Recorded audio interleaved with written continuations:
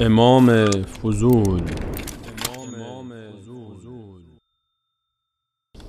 مرحوم آیت الله بهجت رضوان الله تعالی علیه فرموده بودن ما باید اعتقادمون این باشه کلامی که از زبان ما بیرون میاد قبل از اینکه به گوش ما یا به گوش دیگران برسه امام زمان میشنود، قبل از اینکه ما ببینیم امام زمان میبیند، قبل از اینکه زبان به گویایی و نطق برسه حرفی بزنه امام زمان خبر داره ما چی میخوایم بگیم، اشراف داره. فانا نحیط علما بانبائکم ولا یعزب عنا شیء من اخبارکم. عرضم رو جمع کردم. صفت شنوایی و بینایی مطلق خاص الله متعال است و کس دیگری با او در این صفات شریک نیست.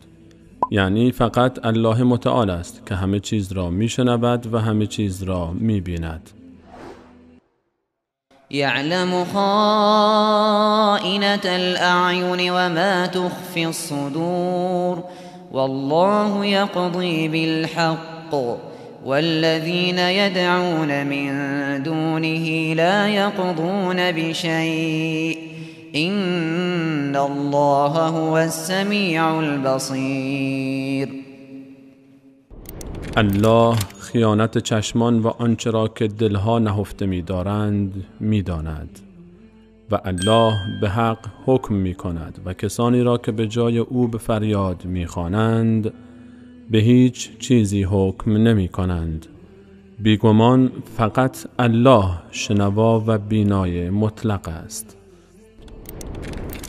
این آخوند که فیلم صحبتش در شبکه ولایت متعلق به آیت الله مکارم شیرازی پخش می‌گردد معتقد است امام زمان خیالی شیعه نیز صفات خدایی داشته و دارای بینایی و شنوایی مطلق است و همه چیز را می‌شنود و می‌بیند و آن هم قبل از اینکه خود ما سخن بگوییم و یا ببینیم. معنای سخن آخوند این است: مردی که قرار بود الگوی بشر و مدافع حقوق مظلومین جهان و در همکوبنده ظالمان و ستمگران باشد، به جای نجات جهان و جهانیان در حال حاضر با چشمان خارق العاده خود به تماشای اسرار مردم جهان مشغول است. هیچ مرد و زنی در دنیا وجود ندارد مگر آنکه حضرت آقا تمام وجود او را نظاره‌گر است و پوشش لباس تن هیچ فردی نیز مانع تماشای حضرتش نمی شود. آن بیچاره‌ای که اعتقاد دارد بسته شدن درب 4 دیواری مانع دیده شدن عورتش در چشم دیگران می گردد، کور خوانده و کافر شده است. زیرا او نمی داند قبل از آن که خود شخص بدنش را ببیند، چشمان تیزبین امام زمان تمام وجود عریان او را با کیفیت عالی اسکن نموده است. در میان زن و شوهر نیز قبل از آن که چشم مردی به زیبایی های همسرش بیفتد، امام عج چشم چرانی خود را کرده و لذتش را برده است. هیچ خلوتی در میان دو همسر اتفاق نمی افتد مگر آنکه حضرت آقا به صورت زنده تماشاگر تمام جزئیات آن ماجراست و فیلم آن را با بالاترین کیفیت در ذهن منورش ضبط می نماید. شاید هم یکی از دلایلی که ایشان تا هنوز راضی به ظهور نشده اند و چندین قرن است که وظیفه اصلی خود را ترک نموده اند، مشغول بودن به تماشای همین صحنه ها و بازنگری همین فیلم هاست. میلیون ها ساعت فیلم آنچنانی با کیفیت عالی صدا و تصویر از تمامی انسان های روی زمین، آن هم برای انسانی که گفته می شود هنوز مجرد است، دیگر حال و روزی برایش باقی نمی گذارد تا به امر دیگری فکر نماید. به هر حال ایشان هم انسان است و غرایز و خواسته هایی دارد که باید به آن توجه نموده و در پی برآورده شدنش باشد. البته به نظر نمی رسد که ازدواج نیز مشکل ایشان را حل نماید، زیرا ایشان هرگاه که در کنار همسر خود قرار گیرد به صورت همزمان میلیون ها تصویر زنده از همسران دیگر انسانها را نیز تماشاگر است.